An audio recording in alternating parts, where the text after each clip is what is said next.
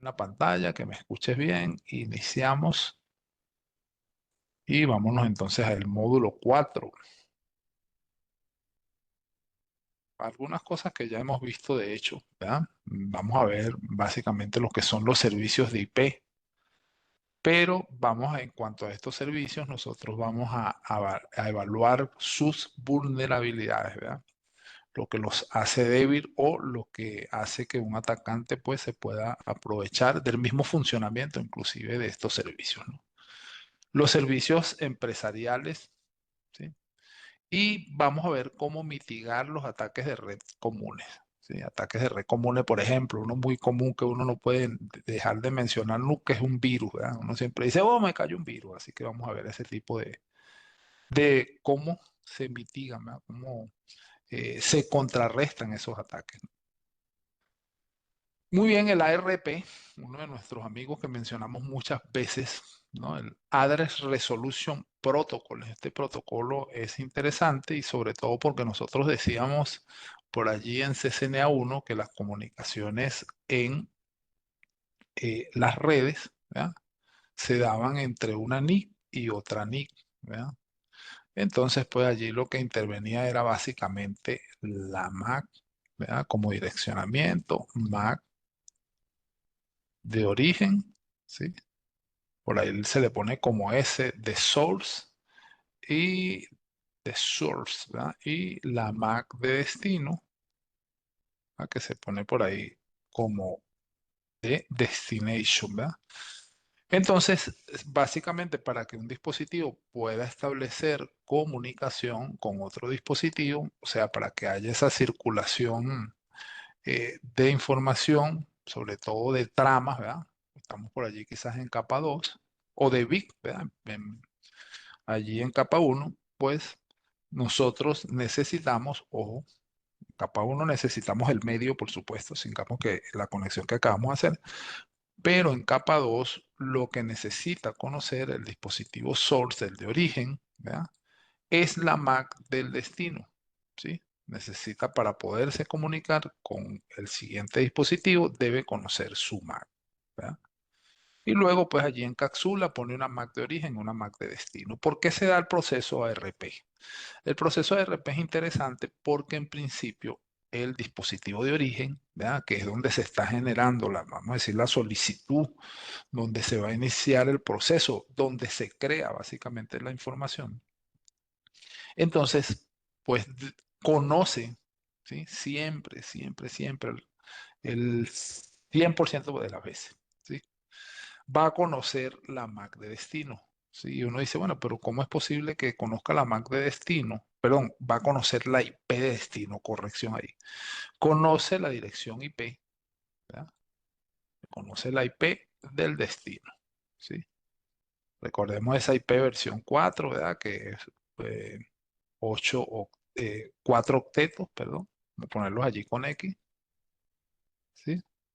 Entonces, el origen conoce la IP de destino, pero ¿qué pasa? En principio no conoce la MAC, ¿no? Desconoce por completo la MAC, ¿no? Y es aquí donde se inicia el proceso ARP. Como no conoce la MAC, entonces envía, ¿verdad? Envía por allí un proceso, o inicia más bien ese proceso denominado ARP. ¿Qué es lo que hace? Pues como conoce la dirección IP, pues coloca, ¿verdad? Coloca por allí un paquetito, ¿verdad? Que envía a la red y que tiene la IP de destino, o sea, tiene esta IP. Él no sabe que esa IP de destino conoce, por ejemplo, a este dispositivo que tenemos del lado derecho. ¿Sí? No, como no conoce esa IP, como no conoce esa MAC, envía la IP y dice a la red, hey, por allí, quien tenga esta IP, por favor, devuélvame su MAC. En este caso es sencillo, ¿verdad? Porque el dispositivo aquí que tendría la MAC que necesita el dispositivo source, la MAC de destino, pues le responde y le dice, ok, mira, primero que nada él interpreta y dice, esa es mi IP y te envío ahora mi MAC. ¿Sí? Ese proceso es el proceso ARP a grosso modo. ¿Sí? Entonces el dispositivo de origen conoce la IP del destino, pero desconoce la MAC, ¿no? Muy bien, cualquier cliente puede enviar una respuesta de ARP no solicitada llamada ARP gratuito. Cuando un host envía un ARP gratuito, otros hosts en la subred almacenan en sus tablas de ARP la dirección MAC y la dirección IP que contiene dicho ARP. ¿Sí? Porque, ¿qué es lo que hace un host? Un host almacena en una tabla, ¿ah? Almacena por allí, vamos a poner una tablita allí bien mal diseñada. ¿Sí? Él almacena que por aquí almacena eh, la MAC y o la IP relacionada con su MAC. ¿Sí? Eso es lo que vamos a tener nosotros en esa tabla. Entonces, si alguien responde a un host en la red, un ARP gratuito significa que le está enviando su dirección MAC asociada a una IP y el host de origen la va a guardar, ¿verdad?, en su tabla, ¿no? Muy bien, cualquier host puede afirmar ser el propietario de cualquier IP MAC que elija. Los actores de amenaza pueden envenenar la caché ARP. ¿Qué es la caché ARP? Pues la tabla esa que estamos mencionando, ¿verdad?, de los dispositivos en la red local, creando un ataque de hombre en el medio. Eso es MITM, ¿verdad?, Man in the Middle, para redirigir el tráfico, ¿no? El objetivo es asociar la dirección MAC del atacante con la dirección IP de la puerta de enlace, predeterminada en la caché ARP de los hosts del segmento de la LAN. Esto posiciona al agente de amenaza entre la víctima y todos los demás sistemas fuera de la subred local. Entonces lo que hace, ¿verdad?, digamos que suplanta allí la dirección MAC y le asigna su IP para que el host crea, ¿verdad?, que esa es su puerta de enlace predeterminada.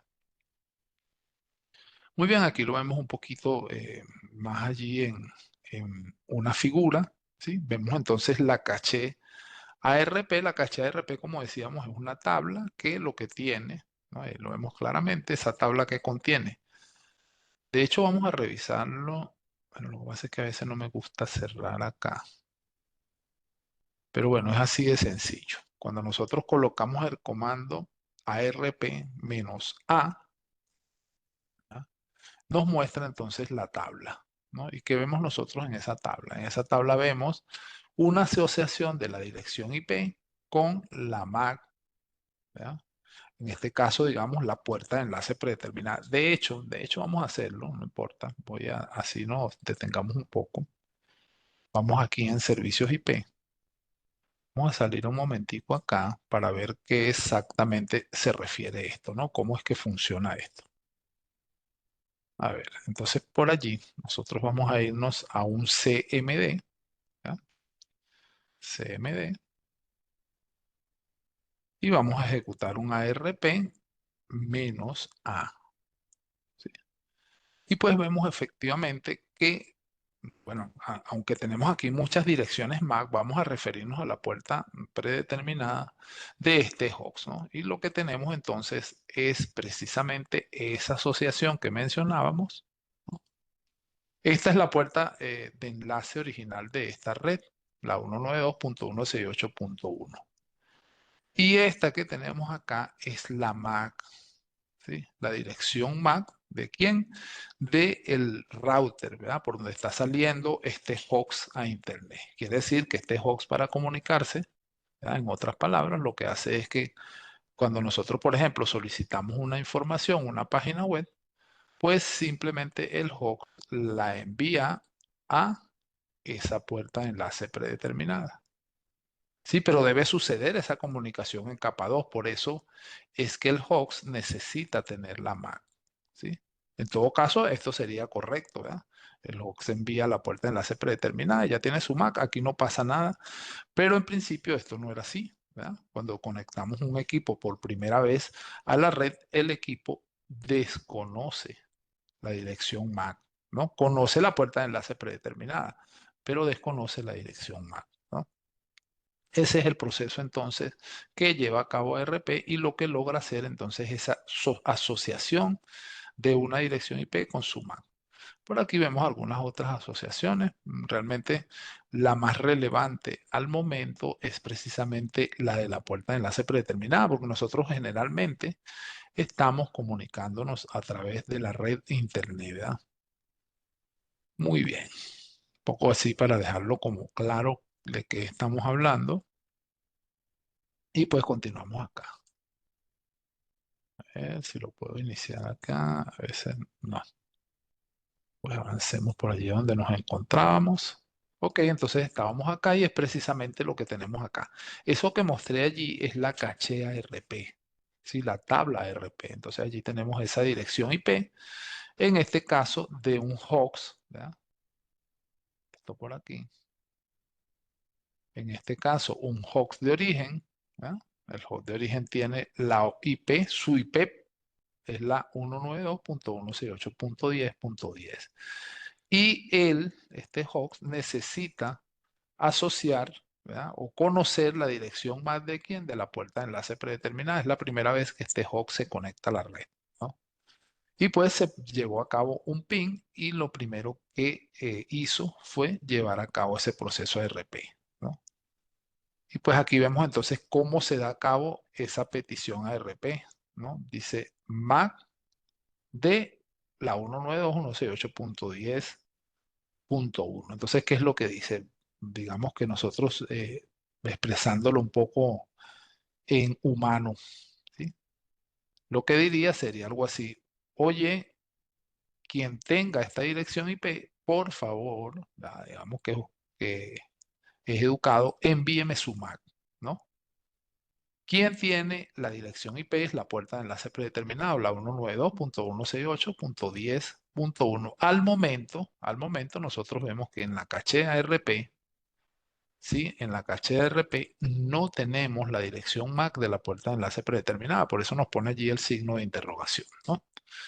Muy bien, pero ahora tenemos un ente acá, ¿no? Un atacante que responde, ¿verdad? Detecta por allí esa petición de ARP y pues simplemente responde, ¿no? Responde algo así como, eh, aquí te envío, ¿no? Aquí te envío la dirección de tu puerta de enlace predeterminada. Para el caso le envía la 192.168.10.254, ¿sí? Con la MAC EEE, ¿no? Bueno, no, esta es la IP del atacante. Más bien en el ARP del host atacante es lo siguiente. Contiene la 192.168.10.10, ¿verdad? Que es la dirección IP, en este caso de la víctima. Lo asocia con su MAC, ¿no? Y coloca 192.168.10.1 como una dirección MAC A1 A1 A1, ¿sí? Básicamente él está respondiéndole a la solicitud, ¿verdad? Que está haciendo en este caso el dispositivo víctima. La figura muestra cómo funciona el envenenamiento del caché ARP. Y aquí pues lo tenemos más descriptivo, ¿verdad? La PCA requiere la dirección MAC de su puerta de enlace predeterminada. En este caso, un poco vamos a irla señalizando allí. En este caso nosotros sabemos que necesita, ¿verdad? La MAC de la puerta de enlace predeterminada. Por lo tanto, envía una solicitud de RP para la dirección MAC 192.168.10.1. ¿Qué es lo que vemos acá? Este proceso que se está llevando acá, ¿verdad? Le dice, quien tenga esta dirección IP, por favor, devuélvame su MAC, ¿sí? ¿Para qué? Para él poder completar aquí su tabla. Muy bien. Pasito más adelante. Ok. Ahora vemos lo que sucede. En el PCA nos pone la dirección, ¿verdad? 192.168.10.1. Quiere decir que ya recibió la respuesta, ¿verdad? ¿De quién? De la puerta enlace predeterminado, o sea, de R1.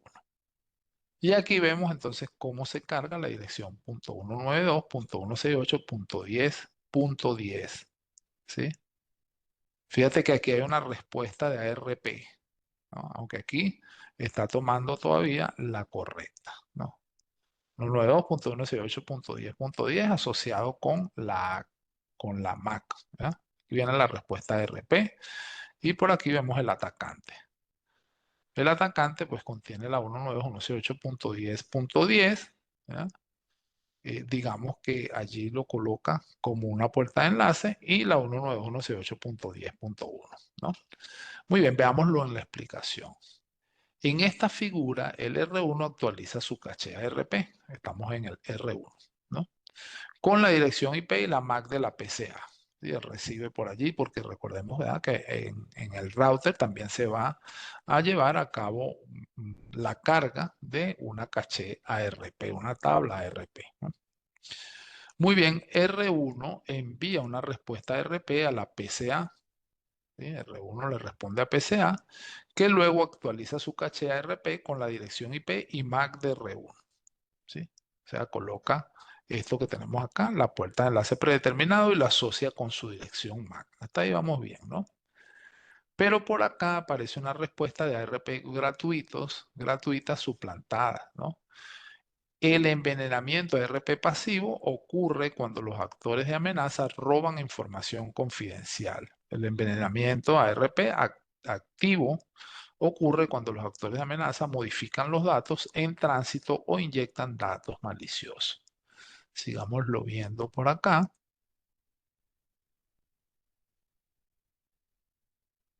No, bueno, aquí ya se concluye más bien el ataque de ARP.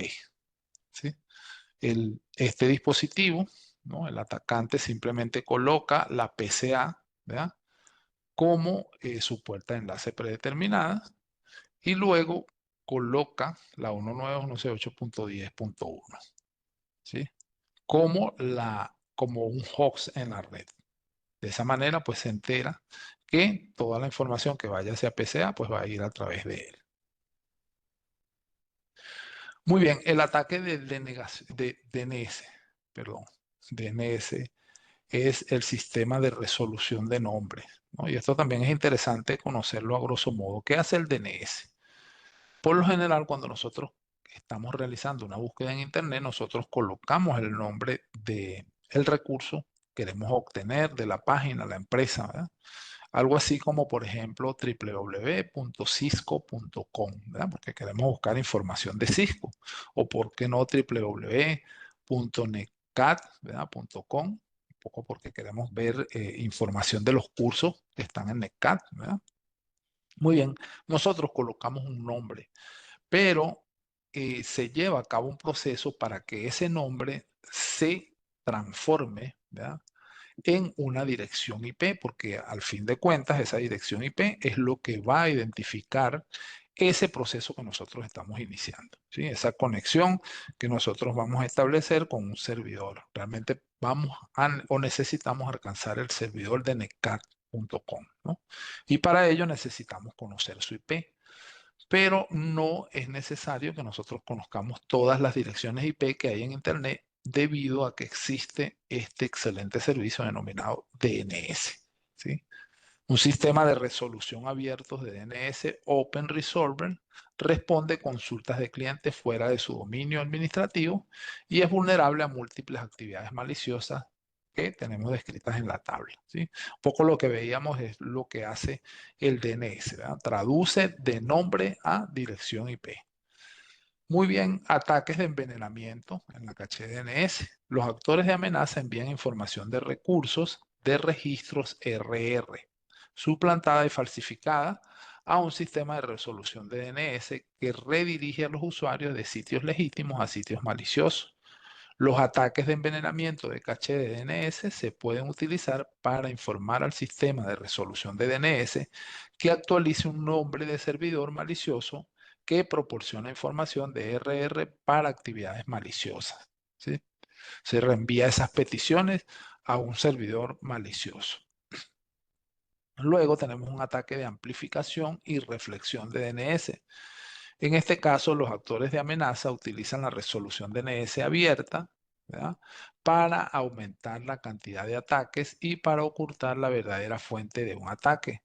Los actores de amenaza envían mensajes de DNS a las resoluciones abiertas utilizando la dirección IP de un host de destino. Estos ataques son posibles porque la resolución abierta responde las consultas de cualquiera que pregunte, ¿sí? Y luego ataques de recursos disponibles de DNS. Este ataque de DNS, o más bien de DOS, ¿sí? Este es un ataque de DOS, de negación de servicio, consume todos los recursos disponibles para afectar negativamente las operaciones de la resolución de DNS abierta, ¿sí?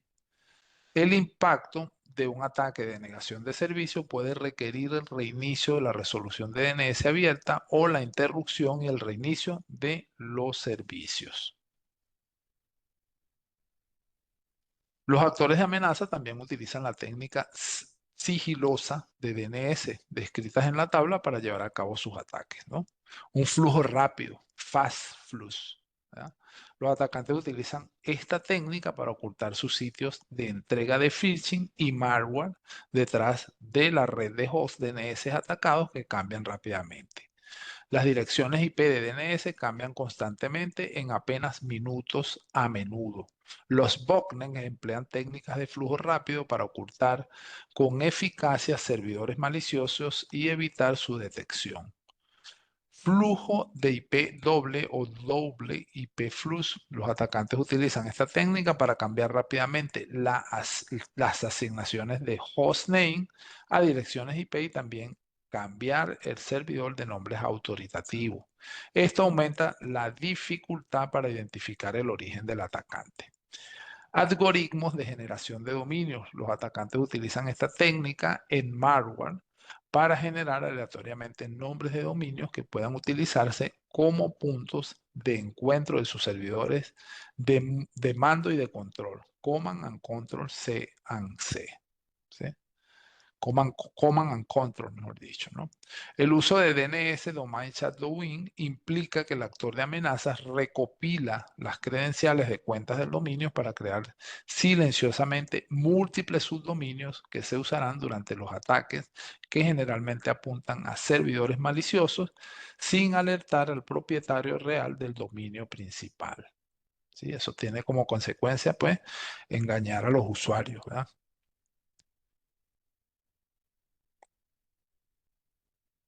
La mayoría de las veces las botnets son dispositivos, ¿no? Que, digamos, se controlan a través de un mecanismo, pudiéramos decir, cliente-servidor, ¿sí? En este caso, el servidor, ¿verdad? Tendría el control de todos los hosts, ¿verdad? Que estén conectados a él, ¿no? Más bien un programa cliente-servidor. Entonces, esos dispositivos que controlan a través de estos mecanismos, los vamos a conocer también como zombies, ¿verdad? Los botnets se utilizan para propagar malware o iniciar ataques de DOS, ¿no? Dirigido, en este caso, una denegación de servicio dirigida. Y el phishing, los analistas de seguridad deben implementar una solución para bloquear las comunicaciones salientes de los hosts infectados para detectar cuando un atacante está utilizando túneles DNS. Un ataque de tunelización DNS mediante TXT funciona así. Los datos se dividen en varias partes codificadas. Cada parte se coloca en una etiqueta de nombre de dominios de nivel inferior de la consulta del DNS. Dado que no hay ninguna respuesta del DNS local o en la red para consultar, la solicitud se envía a los servidores DNS recursivos del ISP. ¿No? ISP, el proveedor de servicio. Los servicios de DNS recursivos reenvían la consulta al servidor de nombres autorizados del atacante. ¿Ah? El proceso se repite hasta que se envían todas las consultas que contienen las partes. Cuando el servidor de nombres autorizado del atacante recibe las consultas de DNS de los dispositivos infectados, envía las respuestas para cada consulta de DNS, las cuales contienen los comandos encapsulados y codificados. ¿Sí?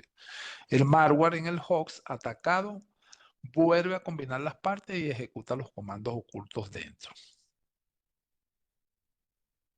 Muy bien, ahí vemos entonces en la figura cómo sería ese control, ¿verdad? Un poco decíamos por allí que era un proceso cliente-servidor, ¿no? De eso por aquí tenemos el CC, el Command Control, ¿no? Que crea entonces esos túneles con dispositivos, digamos, finales, que son para él los que nosotros vamos a denominar dispositivos zombies, ¿no? Envían órdenes de mando y control C y C a los box, ¿no? Y bueno, aquí vemos ya que esos computadores están comprometidos. Se debe usar un filtro que inspeccione el tráfico de DNS para detener la tunelización de DNS. Preste especial atención a las consultas de DNS que son más largas de lo normal o las que tienen un nombre de dominio sospechoso. Además, las solicitudes de seguridad DNS como Cisco Umbrella bloquean gran parte del tráfico de la tunelización de DNS identificando dominios sospechosos. Los dominios asociados con servicios de DNS dinámico deben considerarse altamente sospechosos. Muy bien, ataques de DHCP, ¿no? Poco aquí vemos para recordar DHCP y nosotros también, así a grosso modo, volvemos a recordar cómo funciona o cómo nos ayuda a nosotros el servicio de DHCP. Recordemos que DHCP permite la asignación dinámica de direccionamiento IP en una red, ¿sí? Gracias a este servicio, pues nosotros nos ahorramos mucho trabajo al configurar un pool de DHCP con un ámbito, ¿verdad? Un ámbito va a ser una serie de direcciones IP válidas asignables a hooks que se van a asignar de manera dinámica, automática, ¿verdad? A través del DHCP. Un poco el proceso lo vemos allí en la imagen, bien interesante. Nosotros conectamos un cliente a la red. Ese cliente emite un DHCP Discover, por cierto, es un mensaje tipo broca, ¿verdad? Porque en realidad lo que pretende es ubicar un servidor que tenga por allí DHCP en funcionamiento y que le ayude, ¿verdad? O le envíe la información para completar su direccionamiento IP. En este caso, el servidor que tenemos de la izquierda, TP, ¿ya? Le responde con un DHCP offer. De hecho, es un mensaje de tipo Unicast, ¿vean? El segundo paso por acá. Y le dice su nombre, ¿vale? Le dice, soy el DHCP Server 1, ¿no? Y puedo ofrecer esta dirección, ¿no? Le hace una oferta, ¿no?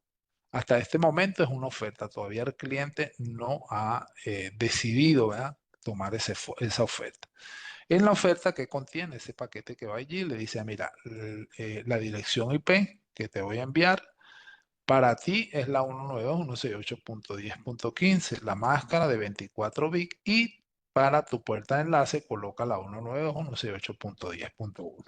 Sabemos que va a enviar otro tipo de información, pero esto sería un paquete básico allí, ¿verdad? Para la asignación de direccionamiento, ¿no? Y luego el cliente, ahora sí, ¿no? Después de recibir ese mensaje, le responde a la red, y esto es bien interesante porque responde con un DHCP request, pero también es de tipo brocas. Yo no se preguntaría por qué es de tipo brocas, porque recordemos que en una red puede haber varios servicios de DHCP, ¿sí? Entonces, de esta manera, cuando lo envía de tipo broca, si hubiese otro servidor en la red, se enteraría, ¿ya? Que el cliente ya aceptó la oferta del servidor TP, ¿ya? Finalmente, ya después que se envía ese, vamos a decir, ese mensaje más bien de aceptación, entonces el servidor le dice, a través de un mensaje, le dice, su aceptación está confirmada, ¿sí? Ya automáticamente el cliente ahora sí tiene esta dirección IP, la 192.168.10.15, ¿sí? De esa manera, el servicio de HCP pues, es bastante útil, ¿verdad? Para la asignación de ese direccionamiento que si no existiese, pues tendríamos que hacerlo manualmente, ¿no? Muy bien, todos los servicios, protocolos, capas de red son vulnerables de ataque, ¿verdad? Y este excelente servicio de HCP no presume, ¿verdad? De dichos ataques. Se produce cuando un servidor de HCP malicioso se conecta a la red, ¿no? Un ataque de HCP y proporciona parámetros falsos de configuración IP a los clientes legítimos. Un servidor malicioso puede proporcionar una variedad de información engañosa. Por ejemplo, puede enviar una puerta de enlace predeterminada incorrecta. Básicamente, en ese caso, pues pudiera valerse de un ataque de hombre en el medio, Puede enviar un servidor DNS incorrecto, ¿sí? Puede enviar la dirección IP incorrecta, ¿sí? Muy bien, supongamos que un atacante conecta con éxito un servidor de DHCP malicioso a un puerto de un switch. En la misma subred de los clientes objetivos, el objetivo del servidor malicioso es proporcionar a los clientes información de configuración IP falsa. Los pasos en un ataque de suplantación de identidad de HCP son los siguientes. Paso número 1, el cliente envía mensajes de difusión de HCP Discover. De eso es lo que hace un cliente, ¿verdad? Cuando lo conectamos en la red, ¿sí? Va en búsqueda de un servidor de HCP que le proporcione los parámetros necesarios para configurar su direccionamiento, ¿no? En el paso número 2, los servidores de HCP responden con una oferta, ¿sí? El servidor de HCP malicioso y el legítimo responden ambos con parámetros de configuración de IP válidos. El cliente responde a la primera oferta recibida, ¿sí?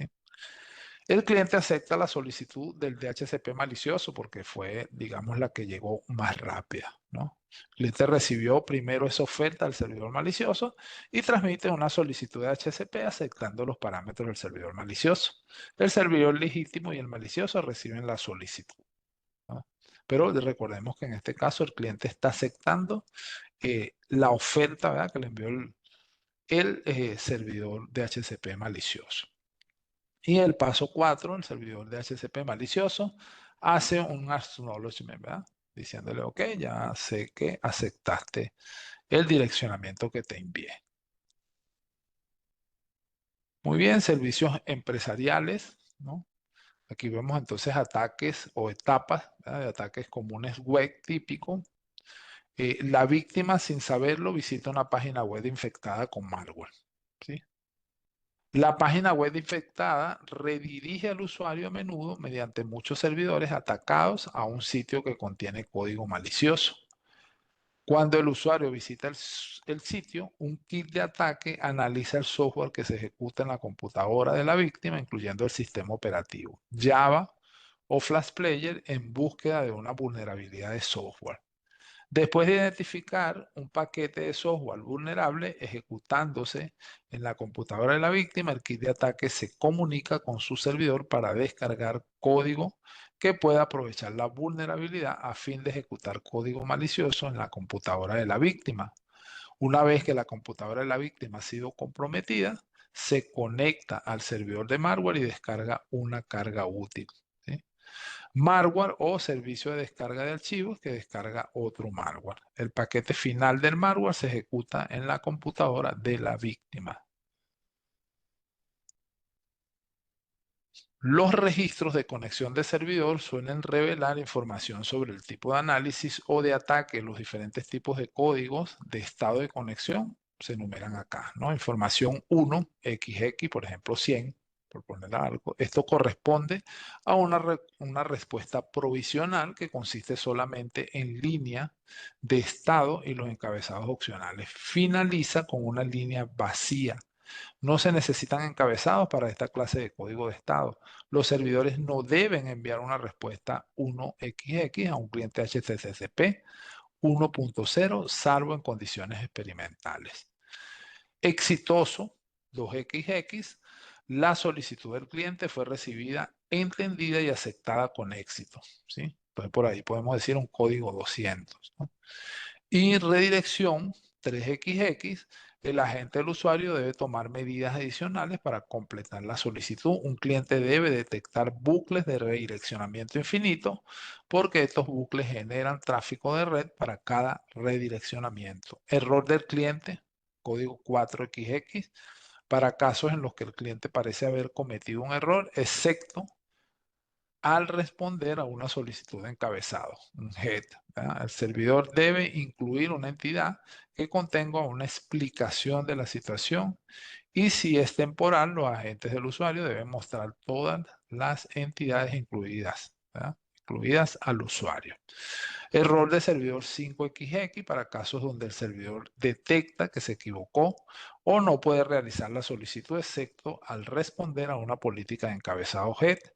El servidor debe incluir una entidad que contenga una explicación de la situación de error y si es temporal, los agentes del usuario deben mostrar todas las entidades incluidas al usuario. Sí, son códigos de respuesta a través de HTTP. Pudiéramos verlo de otra manera cuando nosotros digamos, solicitamos un servicio web, pues posiblemente pudiéramos obtener algunos de estos códigos como respuesta. Muy bien, frames maliciosos o iframe, los iframes maliciosos a menudo son utilizados por los actores de amenaza. Un iframe es un elemento del HTML que permite que el navegador cargue una página web de otra fuente. Los atacantes comprometen un servidor web y modifican las páginas web agregando HTML para el iframe malicioso. Luego se puede usar para entregar un exploit malicioso como publicidad no deseada, un kit de ataques, exploit kit y otros malware. Redireccionamiento HTTP 302. Los actores de amenaza atacan utilizando el código de estado de respuestas HTTP 302 found, ¿verdad? Para redirigir el navegador web al usuario a una ubicación. El navegador crea la nueva ubicación en la URL proporcionada en el encabezado y se le invita a solicitar esta nueva URL. Esta función de redireccionamiento puede utilizarse varias veces hasta que el navegador finalmente llega a la página que contiene el ataque. Los redireccionamientos pueden ser difíciles de detectar, ya que los redireccionamientos legítimos ocurren con frecuencia en la red. Domain shadowing. Para atacar, el actor de amenaza primero debe comprometer un dominio y luego crear múltiples subdominios de ese dominio. Los inicios de sesión, registros de dominio secuestrados se utilizan para crear los muchos subdominios necesarios para los ataques. Incluso si se descubre que los subdominios son dominios maliciosos, se pueden hacer más desde el dominio principal. Los agentes de amenaza suelen respetar la siguiente secuencia. Un sitio web es comprometido, el redireccionamiento HTTP 302 es utilizado para enviar el navegador a sitio web malicioso. Paso 3, se utiliza un domain shadowing para dirigir el navegador a un servidor comprometido. 4, se accede a una página que contiene un kit de ataque, un exploit kit. Y 5, se descarga el malware de la página que contiene el exploit kit. Correo electrónico, a medida que aumenta el uso de correos electrónicos, la seguridad se vuelve una prioridad mayor. Hoy se tiene acceso a los mensajes de correo electrónico desde muchos dispositivos diferentes que no suelen estar protegidos por firewall de la empresa. HTML permite más ataques debido al volumen de acceso que a veces puede esquivar las distintas capas de seguridad. Los siguientes son ejemplos de amenazas por correo electrónico, ataques basados en archivos adjuntos, ¿no? En este caso, pues los actores de amenaza juntan un contenido malicioso en los archivos empresariales, por ejemplo, en un correo electrónico, ¿sí? Del departamento de TI.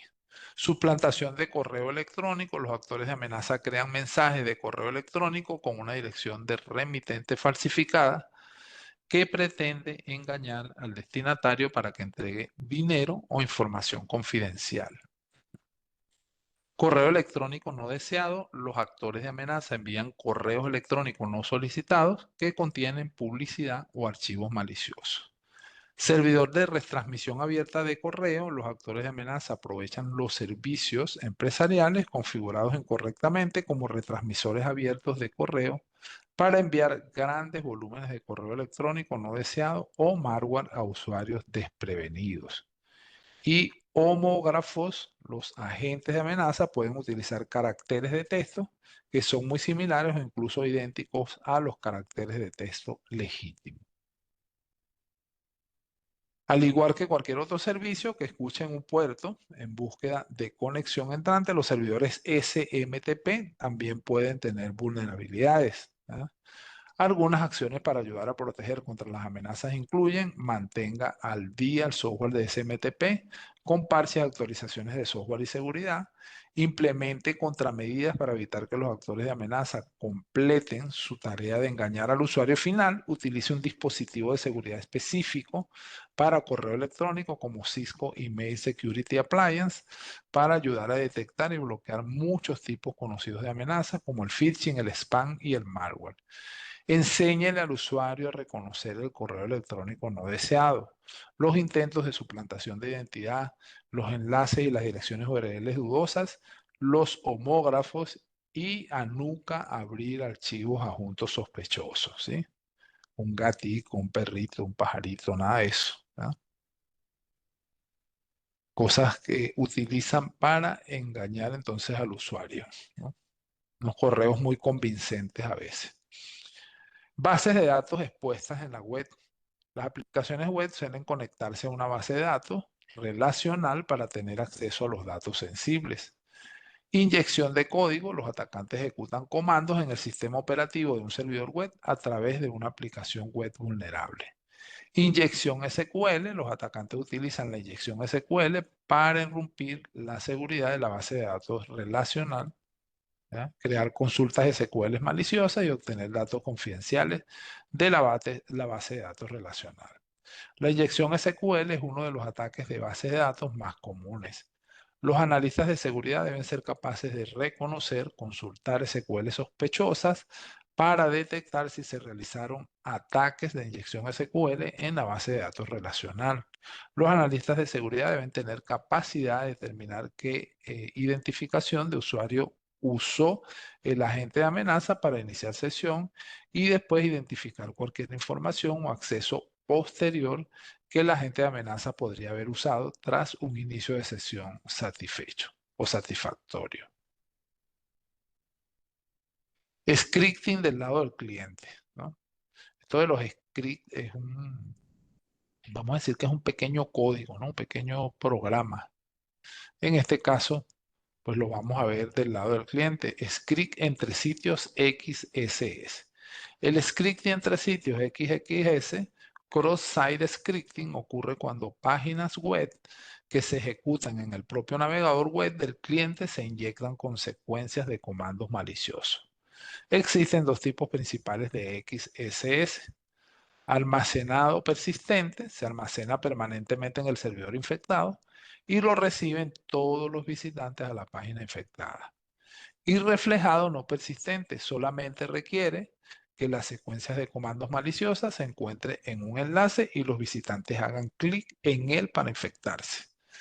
Para prevenir o reducir los ataques de XSS, asegúrese de que los desarrolladores de aplicaciones web conozcan las vulnerabilidades de XSS y cómo evitarlas. Utilizar una implementación de IPS, esto hace referencia a Intrusion Prevention System para detectar y evitar scripts maliciosos. Utilizar un proxy web para bloquear sitios maliciosos. Utilizar un servicio como el Cisco Umbrella, ¿verdad? Para evitar que los usuarios visiten sitios web que se sabe que son maliciosos. Enséñale a los usuarios finales a identificar los ataques de suplantación de identidad y notificar al personal de seguridad de la información si tiene cualquier tipo de sospecha relacionada con la seguridad. Muy bien, mitigación de ataques de red comunes, ¿no? Un poco cómo nos defendemos entonces de los ataques, ¿no? Se requiere vigilancia constante y educación continua para defender su red contra ataques. Las mejores prácticas para asegurar una red son las siguientes. Desarrolle una política de seguridad escrita para la organización. Capacite a los empleados sobre los ataques de ingeniería social y desarrolle políticas para validar entidades por teléfono, mediante correo electrónico y personalmente. Controle el acceso físico a los dispositivos.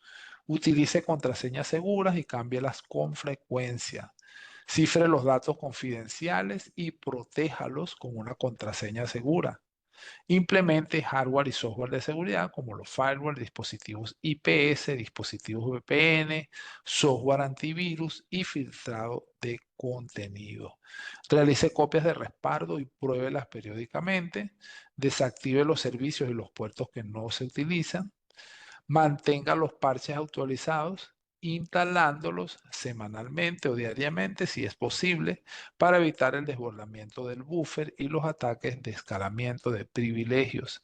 Realice auditorías de seguridad para probar la red. El malware incluido, ¿verdad?, virus, gusanos y troyanos, puede causar serios problemas en las redes y los dispositivos finales, ¿no? Los administradores de red tienen varios medios o contramedidas para mitigar estos ataques. Por ejemplo, el software antivirus, ¿verdad? El software antivirus ayuda a evitar que los hosts se infecten y propaguen códigos maliciosos.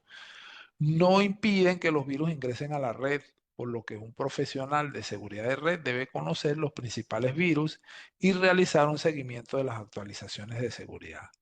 Evite los archivos de malware entren en la red. Evite que los archivos de malware entren a la red. Más bien. Los dispositivos de seguridad en el perímetro de la red pueden identificar y eliminar archivos de malware conocidos en función de sus indicadores de riesgo. Muy bien, por allí vemos entonces un diagramita de flujo, ¿verdad? Para mitigar por allí un DHCP dudoso, ¿no? Los gusanos se basan más en la red que en los virus. La mitigación de gusanos requiere diligenciar y la coordinación por parte de los profesionales de seguridad de la red, ¿no? Como se muestra en la figura, la respuesta a un ataque de gusanos se puede dividir en 4 fases. Contención, ¿sí? La tenemos allí en eh, inoculación. A ver, vamos a verla si la podemos ver. Contención la puso en cuarentena. A ver. Contención, inoculación. A ver, la tenemos acá. La parte número 2. Está todo como allí, eh, digamos, el proceso. Aquí el DHCP dudoso, entonces aquí se lleva a cabo la contención más bien. Luego la inoculación. ¿Sí? La cuarentena en el paso 3 y finalmente el 4 va a ser el tratamiento. Y entonces aquí vamos a tener más bien posibilidades, ¿verdad?, de que se pueda inocular o de que pase directamente a la cuarentena. Muy bien, la contención es la fase, en esta fase implica limitar la propagación de una infección de gusanos a las áreas de la red que ya están afectadas. Esto requiere la compartimentación, perdón ahí, me enredó esa palabra, la compartimentación, ¿verdad? Y la segmentación de la red para ralentizar o detener el gusano y para evitar que los hosts actualmente infectados ataquen e infecten otros sistemas. La contención requiere el uso de listas de control de acceso, ¿sí?, salientes y entrantes, el router y el firewall en puertos de control dentro de la red. La inoculación, la fase de inoculación es paralela o posterior a la fase de contención. Durante la fase de inoculación, todos los sistemas no infectados reciben los parches del proveedor correspondiente. El proceso de inoculación priva aún más al gusano de cualquier objetivo disponible. La cuarentena implica localizar e identificar las máquinas infectadas dentro de las áreas contenidas y desconectarlas, bloquearlas o eliminarlas. Esto aísla estos sistemas adecuadamente para la fase de tratamiento. En la fase de tratamiento, la desinfección activa de los sistemas infectados. Esto puede implicar la finalización de procesos del gusano, la eliminación de archivos modificados o la configuración del sistema introducida por el gusano y la corrección de las vulnerabilidades que el gusano utilizó para aprovechar el sistema. Alternativamente, en casos más graves, es posible que sea necesario reinstalar el sistema para garantizar la eliminación del gusano y sus subproductos. Los ataques de reconocimiento suelen ser el precursor de otros ataques que tienen la intención de obtener acceso no autorizado a una red, ¿ya?, o interrumpir la funcionalidad de la red. Se pueden utilizar una variedad de tecnologías y dispositivos para monitorear este tipo de actividades y generar una alarma. El AXA de Cisco proporciona prevención de instrucciones en un dispositivo independiente. Además, ¿verdad? Los enrutadores empresariales, como los enrutadores de servicios integrados y ISR de Cisco, admiten la prevención de instrucción basada en red con software adicional. Esto de ASA hace referencia a Advanced Security Appliance, ¿verdad? Los ataques de reconocimiento se pueden mitigar de varias maneras, incluidas las siguientes: implementación de autenticación para garantizar el acceso adecuado, uso del cifrado para inutilizar los ataques de sniffer de paquetes, uso de herramientas de anti-sniffer para detectar ataques de sniffer de paquetes, implementación de una infraestructura conmutada usando un firewall o un IPS, un Intrusion Prevention System.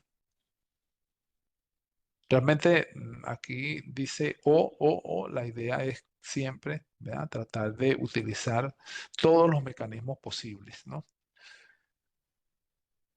Las herramientas de software y hardware anti-sniffer detectan cambios en el tiempo de respuesta de los hosts para determinar si los hosts están procesando más tráfico de lo que indicará su propia carga de tráfico. Si bien esto no elimina la amenaza, como parte de un sistema de mitigación general, puede reducir la cantidad de instancias de amenaza. El cifrado también es eficaz para mitigar los ataques de sniffer de paquetes. Si el tráfico está encriptado, usar un sniffer de paquetes es de poca utilidad porque los datos capturados no son legibles. Es imposible mitigar el escaneo de puertos, pero el uso de un sistema de prevención de intrusión como el IPS y un firewall pueden limitar la información que se puede detectar con un escáner de puertos. Los barridos de PIN se pueden detener si el eco ICMP y la respuesta de eco están desactivados en los enrutadores de perímetro. Sin embargo, cuando se desactivan estos servicios, se pierden los datos de diagnóstico de la red, ¿sí? Se ganamos algo y perdemos otro algo, ¿no? Además, los escaneos de puertos se pueden ejecutar sin barridos de PIN completos. Los escaneos simplemente llevan más tiempo porque las direcciones IP inactivas también se analizan.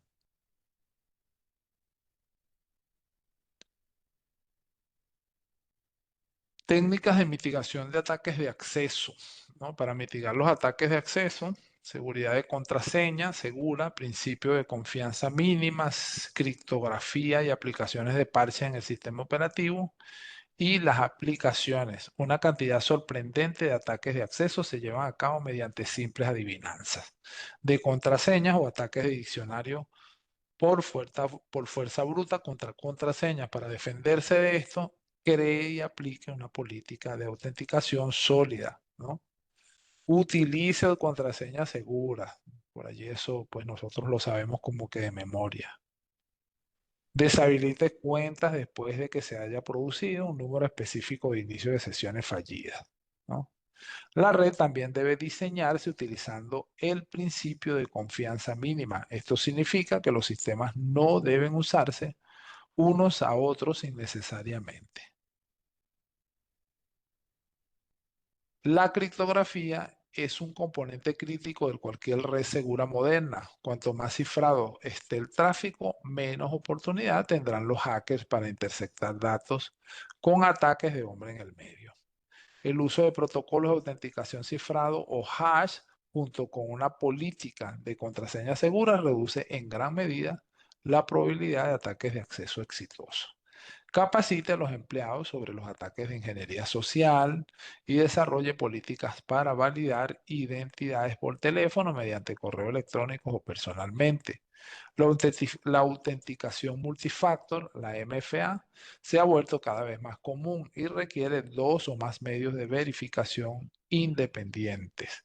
Los ataques de acceso pueden detectarse mediante la revisión de los registros, el uso de ancho de banda y las cargas de procesos. Para minimizar la cantidad de ataques de denegación de servicio, un paquete de software de utilización de la red debe estar siempre ejecutándose y ser requerido por la política de seguridad de la red de la organización. Los ataques de denegación de servicio pueden generar problemas en los segmentos de la red de las computadoras atacadas. Históricamente, los ataques de denegación de servicios se originan en direcciones falsificadas. Los enrutadores y conmutadores de Cisco admiten varias tecnologías contra la suplantación de identidad, como seguridad de puertos, indagación de DHCP o lo que es el DHCP snooping, IP source warn, inspección de protocolos de resolución de direcciones dinámicas DAI y listas de control de acceso ACL. Muy bien, con esto vemos entonces lo referente al módulo 4, atacando lo que hacemos, ¿verdad?